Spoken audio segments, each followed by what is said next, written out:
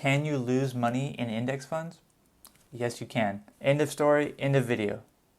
Okay, but seriously, the answer is yes, you can lose money with index funds, but only in pretty much some certain circumstances. And today in this video, you're going to learn all about those circumstances and how to avoid losing money with index funds. Index funds are practically the best investment for me. I don't know what could be a better investment. I pretty much just put my money in there and I look at it occasionally and somehow it's grown. Sometimes it's down when we have a big economic downturn, but most of the time it is heading straight up. And I love that. And I also love when I get paid dividends and I make capital gains and then I can reinvest those and I can grow it even further, and it kind of starts this snowball that just builds up my net worth tremendously. It's something that I've been investing in close to 8 years now, and I couldn't be any happier. Index funds are a great investment for me, and they might be a great investment for you. But maybe one thing that you've been wondering is, can you actually lose money in index funds? And as we have recently seen, because as I make this video, it is June 2020, as we have recently seen, yes, the market can go down, and that's something that you need to keep in mind, that the economy does fluctuate. And in that time, the value of your stocks, the value of your bonds, the value of your mutual funds, your index funds, they can go down and they will go down. That is something that is pretty much guaranteed. But what we need to remember is that is just a temporary decrease in value. The underlying shares, what those shares represent, what those shares of that index fund represent, are many, many different companies with many, many employees and assets and buildings and equipment. Did all these companies really lose value? Or is this just a temporary correction because they are overpriced? Or is it just because the overall economy is doing bad and some people are selling off in mass amounts of shares? Usually in the long run, you can count on these index funds or the overall general U.S. market to go up over the long term.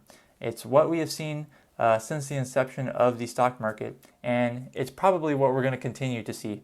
Maybe not in the same amount, maybe not as drastic of an increase, but typically, if you look at the trend line for stocks and bonds, it is up. A little bit more on the stock side, going a little bit quicker on the way up, but usually if we're investing in these broad-based index funds, we're usually going to come out on top in the long run. But that doesn't mean you can't lose money. And here's how you can lose money in an index fund. Practically the only way that you can realistically lose money in an index fund is if you panic sell when the market is down, or if you are forced to sell when the market is down. And that is why it is important to know what your individual risk tolerance is. Because I myself, right now I am currently invested 100% in equities, which basically means I'm 100% invested in stocks. I have no bonds in my portfolio to basically cushion the volatility. And because of that, my portfolio can fluctuate day to day, somewhat drastically, or extremely drastically if we have an economic downturn. But I have become aware of my own risk tolerance, and I feel as if my risk tolerance is a little bit on the higher side. Maybe not extremely high, but I have seen a few market corrections and a few bear markets that affected my portfolio negatively, but I've also seen it rise right back up shortly thereafter. And if you're the type of person that can't deal with a 50% drop in your net worth overnight, and you would panic sell because you saw that drop, then maybe you need more bonds, or maybe you need more cushion in your portfolio to reduce your volatility. Because that is the only way that you really can lose money with these index funds, is if you panic and you sell, or when you sell when the market is low. Or perhaps if you were forced to sell when the market is low because you borrowed on margin, which basically means you took out a loan in order to buy stocks. Other than that, there should really be no reason why you would sell at a very big loss, which means you're actually losing money in an index fund. And that's because index funds change over time. Because we are investing in a broad-based index fund, at least in my example, you might be investing in 3,000 different companies. I'm just saying that number off the top of my head. But if you're invested in a total stock market index fund, then you're probably invested in thousands of companies. Let's say 3,000 companies. Well, if one company goes bankrupt, or maybe even 100 companies go bankrupt, and they fall off that list, well, guess what? 100 new companies are going to come in and take their place on that index. And that's because indexes just will naturally change. Even when we're talking about a more specific index, such as the S&P 500, which is 500 of the largest companies that are publicly traded in the United States, even if we're talking about those 500 companies, that index changes over time too. The biggest companies that exist here today, they might not exist here tomorrow, and there might be a new large company that takes their place. That has certainly happened over time, and it will most definitely happen in the future. And that's why index fund investing, in my opinion, is one of the best investments that you can make, because it is pretty predictable in the sense that even if a company goes bankrupt, even if you lose some part of one company, something will come in and take its place, and then it will be a part of that index, and therefore your allocation will change, and you will now own part of that new company. So let me give you an example of what it would look like to lose money in an index fund by panic selling. So the S&P 500 is what I'm going to use as the example. So as of February 19th, 2020, the S&P 500 was at an all-time high, like a record all-time high that we've ever seen before, and it was 3,386.15 points. So that is how much the S&P 500 was worth. Then, on March 23rd, 2020, the S&P 500 dropped to its lowest. Not lowest ever in history, but the lowest that it dropped when it went down since February. And it ended up being 2,237.40. So from that high in February to that low in March, we had just over a month.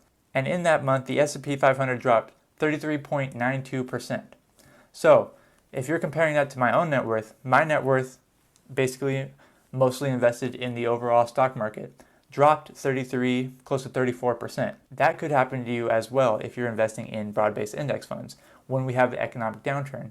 And you need to know whether or not you're going to be able to ride it out. Because more recently, on June 5th, 2020, the S&P 500 closed at 3,232.39.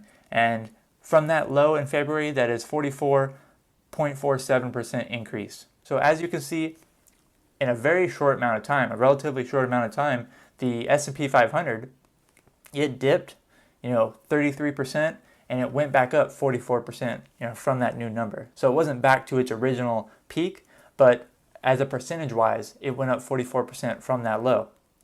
And so comparing February 19th to June 5th of 2020, we had 33.86 and 32.32. So in June, just a few months later, it is almost back to where it began, where its high was in February. And of course, it's going to change on a daily basis.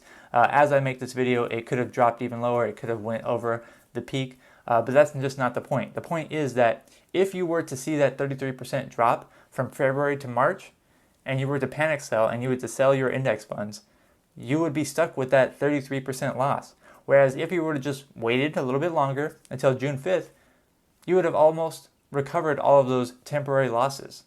And that's really just all it is. It's just a temporary loss on paper. And it's not a real loss. You're not really losing money unless you panic sell. Especially when you are still building your net worth, especially when you're still adding to it. In that case, when it did dip below, that was an opportunity to buy everything at 33%. And that's just a different kind of mindset that you need to have, especially when you're trying to build your wealth. You can temporarily see your investments go down in value, like we just did, about 33%. Or you can look at it and say, wow, that's an opportunity for me to get those stocks 33% off. Or get the S&P 500 at a 33% discount, which is pretty significant. Markets have cycles.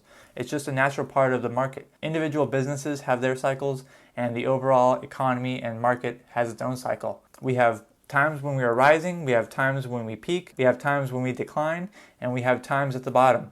But that is just a part of the natural market cycle that we have in the United States and pretty much in every market cycle around the world. And when you're investing in these index funds, you can't think of it as actually just losing money when the market is temporarily down. Yes, it is a temporary decrease in value, but as long as you're not selling at that time, then what do you really have to worry about? Especially when you look at the trend line and say that, stocks very heavily go up, or the overall U.S. economy, it goes up. And that's because the country of the United States, we are constantly evolving, we are constantly creating new things, we are constantly improving ourselves and improving our society, and it just keeps getting better and better. And if you believe in American ingenuity, then you should probably be investing in a broad-based index fund that covers the entire U.S. stock market. That really is the shocking truth of losing money in index funds. And index funds, investing and growing your net worth, is a big part of what On Cash Flow is all about. And if you enjoyed this video, I would really appreciate it if you gave it a like and gave me a thumbs up. At the same time, consider subscribing to the channel because I'm putting out new information on personal finance every single week. And I know that there is something that I can help you with. And if you really want to know how to grow your net worth, then you need to watch this other video that I made called How to Achieve Financial Independence in 10 Years. It should pop up right next to me. It's a really great resource on how to quickly increase your net worth and do it the smart way. Thank you so much for watching this video. I'm Zach from OnCashflow.com, and I hope to see you next time.